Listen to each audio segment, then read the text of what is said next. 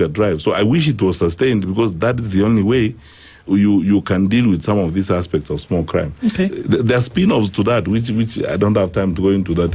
If you have a reckless and governed regime of firearm licensing in a country, it also encourages criminal elements within the security sector to misuse their firearms. But that's for another day. Okay. So there are many things, of course, that need to be looked into. But I guess that then allows us to segue then from this question, is that based on some of the things that you've already alluded to, you want to be president of Kenya? I would like to be. Why?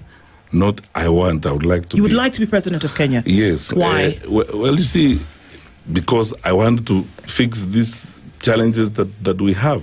Because when everywhere I go in this country, and I talk to people, for example, in the public service, almost every day, each one of us interacts with public servants of one kind or the other. I meet police officers, for instance, almost every day, and the horror stories that people tell you are very frustrating for a country our size. And I want to allude to only three things, which I hope you will give me time to discuss at some level of detail. It is actually very shameful what's happening in our country, especially how we are operating in this region. And this is a problem with our foreign policy. I'm even ashamed to discuss this, that, citizens of my country, Bob Matiang'i and Nicholas Oyo, are arrested by a government in our neighborhood, and then we sleep and wake up with a government where government officials, including the Minister of Foreign Affairs, are not able to actually say succinctly where is Bob Matiang'i and where is Nicholas Oyo, and make excuses and so on. And there are many issues related to that. I am concerned about our image. I'm concerned about how we are faring. I'm concerned about the status of respect that we had in this region and how our image is being battered. All of which are as a result of bad management of our foreign policy and bad management of the country.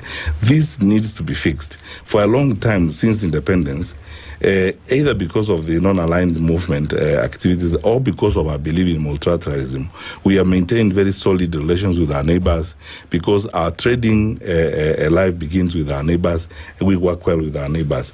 What we are seeing going on in the country, where we are hobnobbing with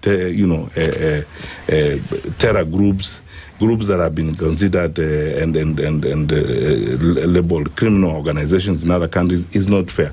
This needs to be fixed. If you talk to any civil servants in the country, if you met them today, they will tell you about how the morale in the civil service is at its lowest ebb because of intense politicization of the public service.